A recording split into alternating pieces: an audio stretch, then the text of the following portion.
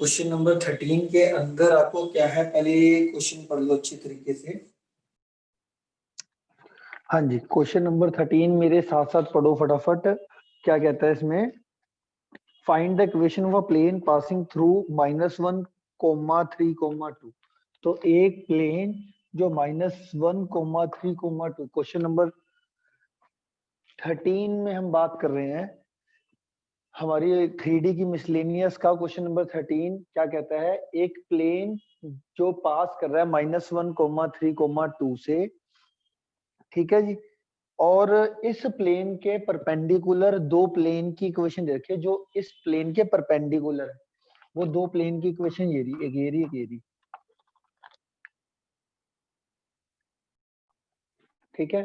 तो अब हमारे को इस प्लेन की इक्वेशन निकालनी है। तो इस प्लेन के परपेंडिकुलर ये दो प्लेन है।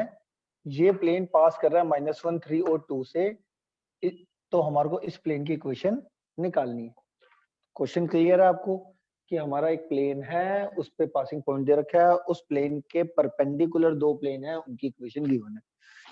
फिलहाल के लिए मैंने तुम्हारे को बताया था, अगर किसी भी प्लेन पे एक पासिंग पॉइंट और उस प्लेन के नॉर्मल वेक्टर के डायरेक्शन रेशियोज गिवन हो तो हम उस प्लेन की इक्वेशन निकाल सकते हैं। वो क्या? ax - x1 plus by - y1 plus cz - z1 equals to 0। फिलहाल के लिए मैंने इस प्लेन के नॉर्मल वेक्टर के डायरेक्शन रेशियो लेट कर लिए एबीसी। ये दो प्लेन की इक्वेशन ली, नॉर्मल वेक्टर के डायरेक्शन रेशियोज का ले लिए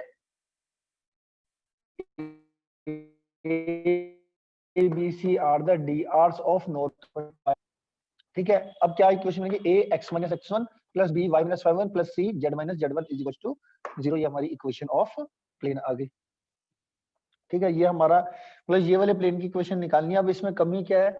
इसमें ए बी सी कॉन्स्टेंट है, बस इनकी वैल्यू निकालनी है मेरे को। ए बी सी की जो मैंने लेट करे ना नॉर्मल वेक्टर के direction ratio, A B C की वैल्यू अगर मेरे को एग्जैक्ट पता चल जाए तो हमारा यहाँ पे हम पुट करेंगे और हमारी एग्जैक्ट प्लेन की इक्वेशन आ जाएगी। अब क्या दे रखा था? जो जो ये तीसरे ये वाला प्लेन है, ये इन दोनों के क्या है? परपेंडिकुलर।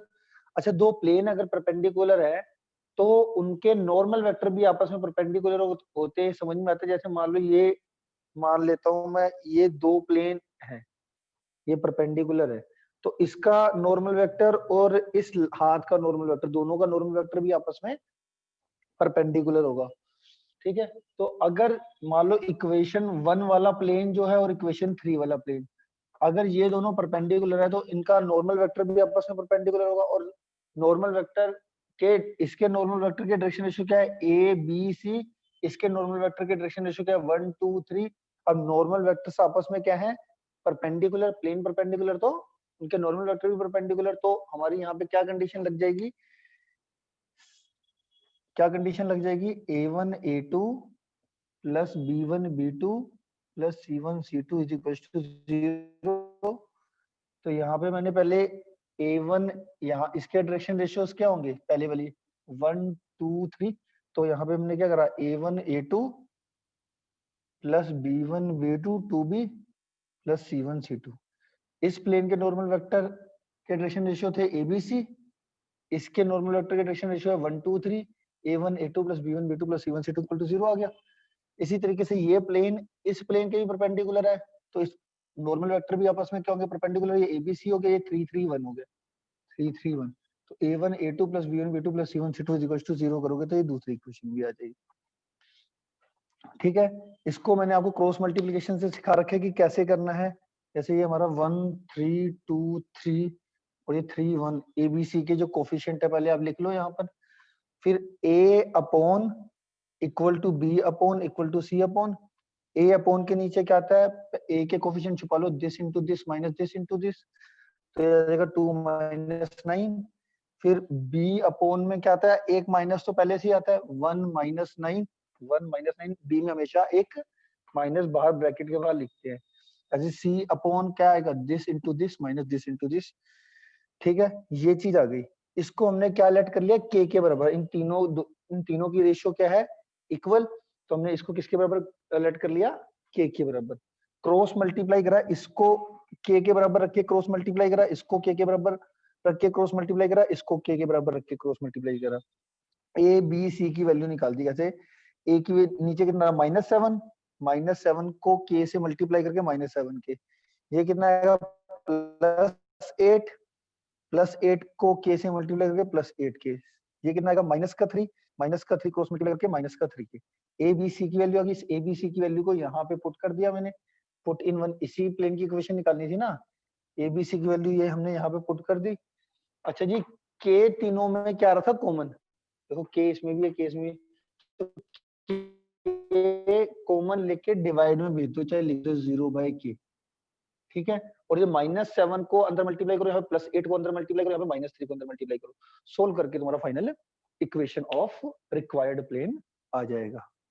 किसी बच्चे को कोई बात नहीं समझ, कोई बात नहीं समझ में आई तो पूछ लेना, ठीक है। ये था 13th क्वेश्चन। अगला क्वेश्चन देखो जी, अगला क्वेश्चन है हमारा 14 क्या कर रहा है, if the point 1 1 p and -3, 0, 1 be equi distance from this plane. तो पहले इतना समझो, मान लो मैंने एक प्लेन बनाया, प्लेन की इक्वेशन हमारे को ये दे रखी है, कह रहा इस पॉइंट से जो प्लेन का डिस्टेंस है परपेंडिकुलर डिस्टेंस, और इस पॉइंट से जो प्लेन का परपेंडिकुलर डिस्टेंस है वो इक्वी डिस्टेंस है, मतलब इस पॉइंट से प्लेन का जो डिस्टेंस है OA और B से इस पॉइंट से जो प्लेन का डिस्टेंस है वो इक्वी डिस्टेंस का मतलब OA = OB गिवन है, हमें P की वैल्यू निकालनी है। तो परपेंडिकुलर डिस्टेंस A का प्लेन से और B पॉइंट का प्लेन से जो परपेंडिकुलर डिस्टेंस है वो इक्वी डिस्टेंस है, मतलब सेम डिस्टेंस पर है।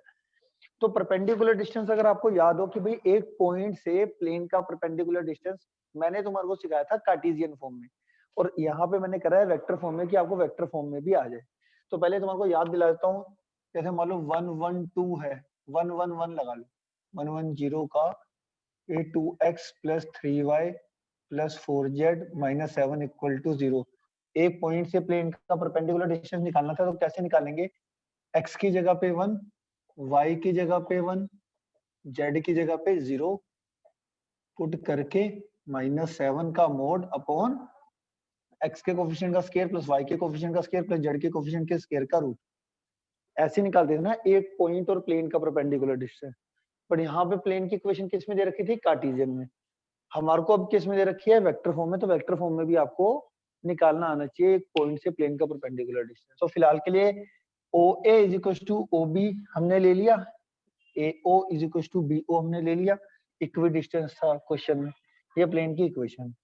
अब इस पॉइंट से इस प्लेन का परपेंडिकुलर डिस्टेंस कैसे निकालेंगे, वेक्टर फॉर्म में।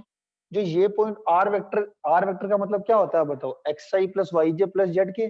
तो xy z की जगह पे तो मैं पुट करता था x की जगह पे 1, तो यहाँ पे 1 1 p मैं r वेक्टर में पुट करूंगा, मतलब 1 i cap + 1 j cap + p k cap, ये पुट कर दिया। r वेक्टर हमने ये ले लिया बेसिकली, ठीक है। और यहाँ पे पुट करके, ठीक है, +13 का मोड अपॉन x के कोफिशिएंट का स्क्वायर, अगर इन दोनों का डॉट प्रोडक्ट करोगे तो x का कोफिशिएंट का स्क्वायर आएगा ये 3 का स्क्वायर + 4 का स्क्वायर -12 के स्क्वायर का रूट।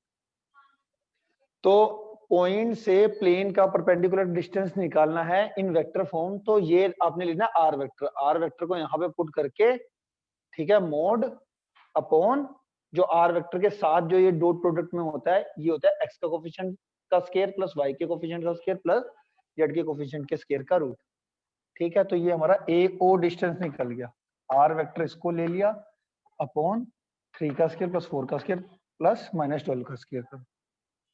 सिमिलरली BO निकालना है, तो BO में ये r वेक्टर हो जाएगा -3i cap + 0 j cap + 1 k cap, put कर दिया, +13 अपॉन 3 का स्क्वायर + 4 का स्क्वायर -12 के स्क्वायर का रूट, ठीक हो गया, इतना ओके हो गया। ये चीज तो कट गई, इन दोनों का डॉट प्रोडक्ट कर दिया, +13 का +13, इन दोनों का डॉट प्रोडक्ट कर दिया, +13 का +13, सोल्व करके इनको आया 20 - 2p 20 - 12p का मोड, और यहाँ पे आ गया -8 का मोड, -8 का मोड होता है +8। तो एक तरफ मोड है और एक तरफ मोड नहीं है। जब एक तरफ मोड है और एक तरफ नहीं है तो हम क्या करते हैं, जो मोड के अंदर वाली क्वांटिटी है, एक बार इसको +8 से इक्वल कर दिया और एक बार इसको -8 से इक्वल कर दिया। एक बार इसको +8 से इक्वल कर दिया, एक बार इसको -8 से इक्वल करके p की वैल्यू निकाल दी 1 और p की वैल्यू निकाल दी 7/3। किसी बच्चे को कोई डाउट है तो पूछ सकते हैं मुझसे। मोड को हटा के मतलब बेसिकली प्लस माइनस लिखते हैं। एक बारी 20 - 12p को +8 के बराबर, 20 - 12p को -8 के बराबर करके p की हमारी दो वैल्यूज आ गई, एक आ गई 1, एक आ गई p की वैल्यू 7/3। हाँ जी, अगला क्वेश्चन देखो, क्वेश्चन नंबर 15 पढ़ो। क्वेश्चन क्या कह रहा है? Question number 15, equation of plane निकालना है। इक्वेशन ऑफ प्लेन निकालना है। वो जो प्लेन है वो इन दोनों प्लेन के लाइन ऑफ इंटरसेक्शन से पास आउट हो रहा है। तो आपको पता ही है, जब कोई प्लेन की इक्वेशन निकालनी है जो इन दोनों के लाइन ऑफ इंटरसेक्शन से पास आउट होती है, तो कैसे निकालते हैं हम? पहले वाली इक्वेशन, पहले तो कांस्टेंट को उधर ले जाओ, सब कुछ लेफ्ट में ले जाके राइट साइड 0 होनी चाहिए। पहली इक्वेशन प्लस लैम्डा इनटू दूसरी इक्वेशन। तो अब ये एग्जैक्ट प्रॉपर इक्वेशन बतानी है, इसमें सिर्फ लैम्डा की कमी है, तो लैम्डा निकालना है। आगे पढ़ो क्या कह रहा है ये। जो ये प्लेन है जो इन दोनों के लाइन ऑफ इंटरसेक्शन से पास आउट हो रहा है, ये प्लेन एक्स एक्सिस के पैरेलल है। मान लो जैसे ये प्लेन है, ये एक्स एक्सिस के पैरेलल है, ठीक है। तो इन्होंने दे दिया कि भैया प्लेन एक्स एक्सिस के पैरेलल है, हमारे को इस प्लेन की इक्वेशन निकालनी है। क्वेश्चन समझ में आ गया? दोबारा सुनो, क्वेश्चन क्या है हमारे पास। ये दो प्लेन के लाइन ऑफ इंटरसेक्शन से पास होने वाला जो प्लेन है उसकी इक्वेशन निकालनी है, और वो जो प्लेन है वो एक्स एक्सिस के पैरेलल है।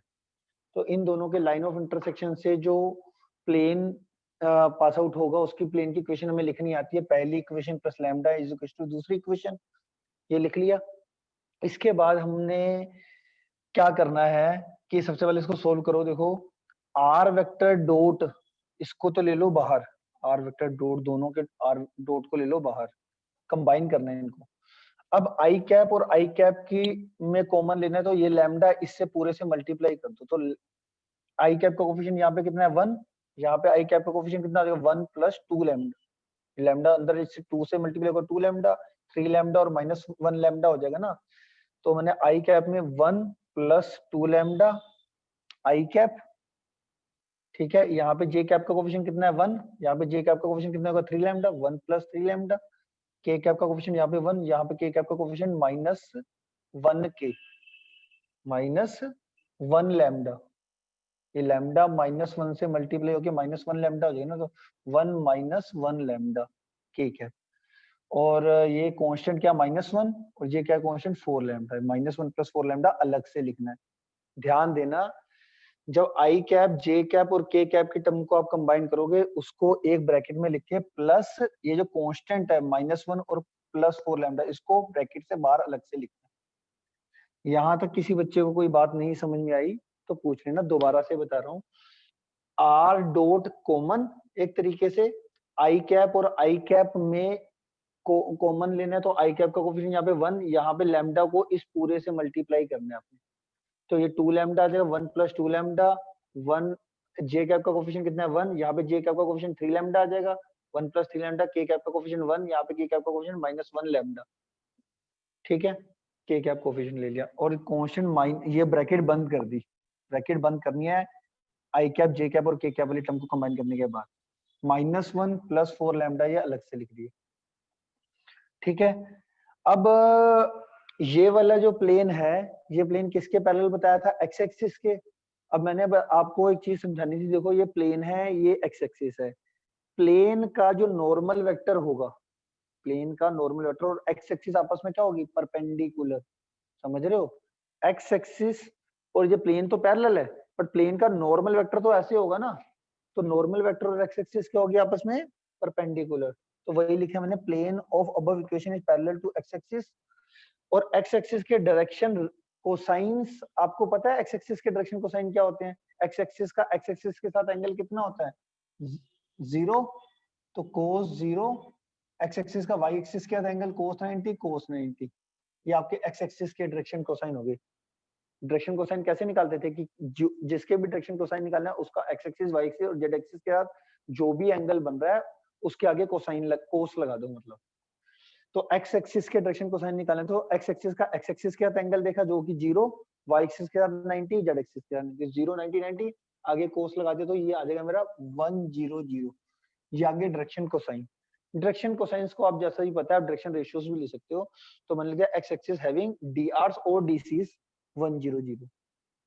ठीक है, अब जो ऊपर प्लेन है ये प्लेन, इसके डायरेक्शन रेशियोज क्या है, a1 a2 a1 b1 a1 b1 c1, और इसके डायरेक्शन रेशियोज क्या है a2 b2 c2, ये आपस में क्या है परपेंडिकुलर, ये नॉर्मल वेक्टर के डायरेक्शन रेशियोज होते हैं ना ये a1 b1 c1, और ये हमारे एक्स एक्सिस के a2 b2 c2।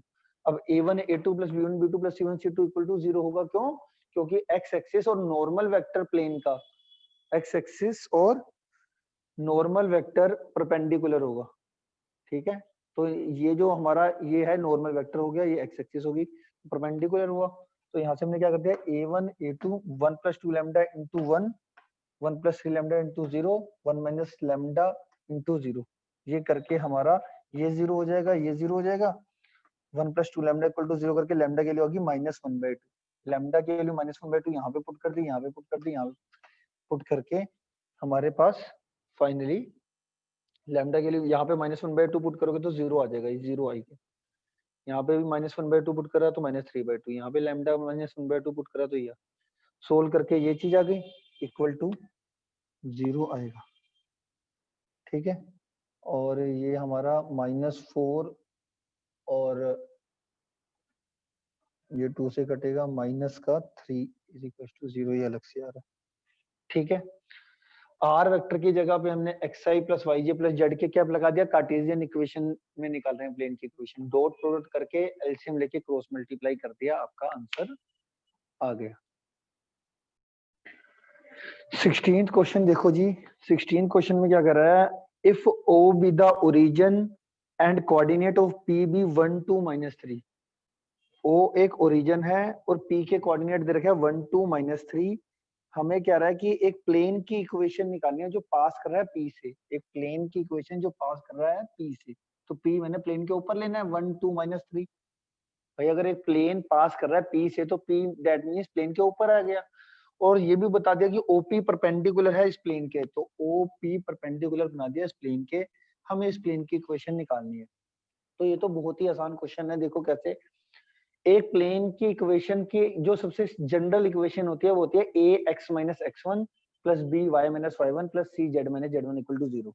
वो क्या, अगर एक प्लेन के ऊपर पासिंग पॉइंट है और उसके नॉर्मल वेक्टर के डायरेक्शन रेशियोज है, यही होती है ना equation, ax minus x1 plus B Y minus y1 plus C Z minus z1 is equal to 0। तो ए बी सी क्या है यहाँ पे, नॉर्मल वेक्टर के direction ratio, x1 y1 z1 क्या है, पासिंग पॉइंट, तो x1 y1 z1 आपके पास पासिंग पॉइंट है 1 2 -3, और ए बी सी बताओ कैसे आएगा, एक ए बी सी मतलब इस नॉर्मल वेक्टर के डायरेक्शन रेशियोज कैसे आएंगे, आपको पता है एक लाइन के ऊपर अगर 2 पॉइंट है तो x2 x1 y2 y1 z2 z1 करोगे तो ओपी के डायरेक्शन रेशियोज आ गए। ओपी के डायरेक्शन रेशियो का मतलब नॉर्मल वेक्टर के डायरेक्शन रेशियो, मतलब आपको ए बी सी भी पता चल गया। ठीक है, तो वही मैंने करा, ए पहले तो equation of plane passing through 1 2 -3 और इसके डायरेक्शन रेशियोज ले लिए, इसके नॉर्मल वेक्टर के direction ratio A B c, तो हमारी a x minus x1 plus B Y minus y1 plus C Z minus z1 equal to 0। ठीक है, अब मैंने ओपी के डायरेक्शन रेशियोज निकाले कैसे, 1 -0 2 -0 -3 -0, कौन से आर्टिकल से, x2 x1 y2 1 z2 z1। तो जो 1 2 -3 है बेसिकली ये नॉर्मल वेक्टर के डायरेक्शन रेशियोज हो गए ना, तो उसको मैं इसको ए इसको बी इसको सी सिलेक्ट कर सकता हूँ, तो ए बी सी को मैंने यहाँ पे पुट कर दिया और आपकी फाइनल इक्वेशन आ गई। 17th क्वेश्चन देखो, 17th क्वेश्चन अगर आप पढ़ोगे तो इसमें ना 3 प्लेन की इक्वेशन आपको दे रखी है। कितने प्लेन की इक्वेशन दे रखी है, 3 प्लेन की। पहले 2 प्लेन के आप पहले क्वेश्चन पढ़ोगे ना तो आपको कितने इक्वेशन की प्लेन इक्वेशन दे रखी है, प्लेन की 3 प्लेन्स दे रखे हैं, 3 प्लेन्स आपको गिवन है। 3 प्लेन में से जो पहले 2 प्लेन की इक्वेशन दे रखी है, क्या कहता है उसमें, कह रहा है जो पहले दो प्लेन है उनके लाइन ऑफ इंटरसेक्शन से पास होने वाला जो प्लेन है वो थर्ड प्लेन के परपेंडिकुलर है। तो पहले दो प्लेन के लाइन ऑफ इंटरसेक्शन से पास होने वाला प्लेन की इक्वेशन कैसे लिखते थे हम? पहली इक्वेशन ये दे रखी थी क्वेश्चन में, plus lambda is equal to दूसरी प्लेन की इक्वेशन ये दे रखी थी। तो उनके लाइन ऑफ इंटरसेक्शन से पास होने वाले प्लेन की इक्वेशन कैसे लिखते हैं? पहली equation plus lambda is equal to दूसरी इक्वेशन। इतना समझ में आया? तो जो हमारे को गिवन दो प्लेन, पहले दो प्लेन की इक्वेशन दे रखी है, उसके लाइन ऑफ इंटरसेक्शन से पास होने वाले थर्ड प्लेन की इक्वेशन मैंने ये लिख दी, पहली equation plus lambda is equal to दूसरी इक्वेशन। ठीक है जी। और एक थर्ड प्लेन ये दे रखा है, कह रहा है जो ये लाइन ऑफ इंटरसेक्शन से पास होने वाला ये जो प्लेन था, ये प्लेन और ये प्लेन आपस में परपेंडिकुलर है। ये वाला प्लेन और ये वाला प्लेन वन और प्लेन टू आपस में क्या है? परपेंडिकुलर। ठीक है, इतना समझ में आ गया। फाइनली मुझे इसी प्लेन की इक्वेशन निकालनी है। दोबारा सुनो क्वेश्चन क्या है। हमें क्वेश्चन के अंदर तीन प्लेन की इक्वेशन दे रखी है। तीन प्लेन में से पहले दो प्लेन के लाइन ऑफ इंटरसेक्शन से पास होने वाला जो प्लेन है, वो पहले दो प्लेन के, जो हमारे को तीन प्लेन की इक्वेशन दे रखी है, उसमें जो पहले दो प्लेन है उनके लाइन ऑफ इंटरसेक्शन से पास होने वाला जो प्लेन है वो थर्ड प्लेन के परपेंडिकुलर है। तो पहले दो प्लेन के लाइन ऑफ इंटरसेक्शन से पास होने वाला प्लेन कैसे लिखते थे हम? पहले वाली equation plus lambda is equal to दूसरे वाली इक्वेशन। ठीक है। और थर्ड प्लेन की इक्वेशन ये दे रखी है, ये प्लेन और ये प्लेन क्या हो गए? परपेंडिकुलर। इसको मैंने थोड़ा सा और अच्छे तरीके से लिख लिया, आई कैप वाली टर्म्स को कॉमन कर दिया, जे कैप को कैसे, आर डॉट को वही, आर डॉट को तो बाहर कर दो, आई कैप और आई कैप का कोफिशिएंट आपस में कंबाइन कर दो। आई कैप का कोफिशिएंट क्या है? यहाँ पे 1, ये लैम्डा इससे भी मल्टीप्लाई हो जाएगा 5 से भी, तो ये 2 लैम्डा आ जाएगा। तो 1 + 2 लैम्डा। जे कैप का कोफिशिएंट 2, यहाँ पे 1 लैम्डा। के कैप का कोफिशिएंट 3, यहाँ पे माइनस का 1 लैम्डा के कैप, और माइनस का 4, और ये लैम्डा 5 से मल्टीप्लाई होकर 5 लैम्डा। ये आ गई जी आपकी इक्वेशन। कौन सी? ये वाली। मतलब ये कौन सी इक्वेशन है कि जो पहले दो प्लेन क्वेश्चन में गिवन था उसके लाइन ऑफ इंटरसेक्शन से पास होने वाला जो प्लेन है उसकी इक्वेशन ये आ गई।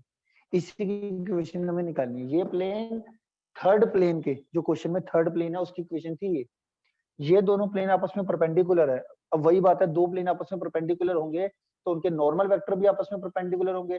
तो हम a1 a2 + b1 b2 + c1 c2 = 0 लगा सकते हैं। इसका नॉर्मल वेक्टर के डायरेक्शन रेशियो क्या होंगे? 5 3 और -6। इसके 1 + 2 लैम्डा, 2 + 1 लैम्डा और 3 - 1 लैम्डा। ये इसके, इस प्लेन के नॉर्मल वेक्टर के डायरेक्शन रेशियोज हो गए ये 5 3 और -6 इसके। तो a1 a2 + b1 b2 + c1 c2 = 0 कर दिया हमने। करके हमारी आ गई लैम्डा की वैल्यू 7/19। लैम्डा की वैल्यू 7/19 हमने इस प्लेन में पुट कर दी जिस प्लेन की इक्वेशन निकालनी थी, यहाँ पे यहाँ पे यहाँ पे। तो पुट करके ये चीज आ गई। सोल्व करके हमारा फाइनली ये अब हमने कार्टेशियन, जनरली हम प्लेन की इक्वेशन कार्टेशियन में निकालते हैं अगर हमें नहीं बोला कुछ। तो आर वेक्टर को हमने xi + yj + zk कैप लिख लिया और इसको सोल्व करा तो हमारा ये आ गया। ठीक है, पूरा सोल्व करके ये 40, अब इनका डॉट प्रोडक्ट करा तो ये चीज आ गई 41/19, 19 एलसीएम लेके क्रॉस मल्टीप्लाई करके ये तुम्हारा आंसर आ गया। ये आ गया हमारा 17th क्वेश्चन। ठीक है जी। दोबारा से एक बार समझा देता हूँ पूरा की पूरा क्वेश्चन। हमारे को क्वेश्चन के अंदर तीन प्लेन की इक्वेशन दे रखी है। पहले दो प्लेन के लाइन ऑफ इंटरसेक्शन से पास होने वाला प्लेन थर्ड प्लेन के परपेंडिकुलर है। तो पहले दो प्लेन के लाइन ऑफ इंटरसेक्शन से पास होने वाले प्लेन की इक्वेशन कैसे लिखते हैं? पहला वाला plane plus lambda is equal to दूसरे वाला प्लेन। तो ये आ गया हमारा पहले दो प्लेन के लाइन ऑफ इंटरसेक्शन से पास होने वाला प्लेन, ये वाला प्लेन, और जो थर्ड वाला प्लेन जो क्वेश्चन में दे रखा है थर्ड प्लेन उसके परपेंडिकुलर है। तो ये दोनों क्या हो गए? परपेंडिकुलर। इसको थोड़ा मॉडिफाइड फॉर्म में मैंने लिखा। कैसे लिखा? आर कैप को कॉमन लेके आई कैप वाली टर्म्स को कंबाइन कर दिया, जे कैप वाली टर्म्स को कंबाइन कर दिया, के कैप वाली टर्म्स को कंबाइन कर दिया, और कांस्टेंट को भी कंबाइन अलग से कर दिया। तो कंबाइन थोड़ा ध्यान से करना, ये लैम्डा इधर भी मल्टीप्लाई होगा और इधर भी मल्टीप्लाई होगा। तो आई कैप और आई कैप की के जो कोफिशिएंट है उसको एक साथ लिख के आई कैप कॉमन लेना है। जे कैप और जे कैप के जो कोफिशिएंट है, जैसे मान लो यहाँ पे 2 है, यहाँ पे 1 है ना, 1 लैम्डा हो जाएगा, 2 + 1 लैम्डा। के कैप का कोफिशिएंट यहाँ पे 3, यहाँ पे -1 लैम्डा। अब इसको मैंने अब ये दोनों प्लेन आपस में परपेंडिकुलर थे तो इनके नॉर्मल वेक्टर भी परपेंडिकुलर होंगे, तो इसके नॉर्मल वेक्टर के डायरेक्शन रेशियोज हैं 5 3 और -6, इसके इसके नॉर्मल वेक्टर के डायरेक्शन रेशियो है 5 3 -6, और इसके नॉर्मल वेक्टर के डायरेक्शन रेशियो हैं ये और ये। a1 a2 plus b1 b2 plus c1 c2 equal to 0 करके लैम्डा की वैल्यू निकाली, लैम्डा की वैल्यू यहाँ पे पुट कर दी, इसी प्लेन की इक्वेशन निकाली थी ना, यहाँ पे पुट करके हमने सोल्व करा, और इसको कार्टेशियन में लाने के लिए मैंने आर वेक्टर को xi plus yj plus Z के कैप में लिखा, डॉट डॉट करके हमारा ये फाइनल आंसर आ गया। ठीक है, तो इतना कर लेना आज अच्छे तरीके से समझ के 2 बार।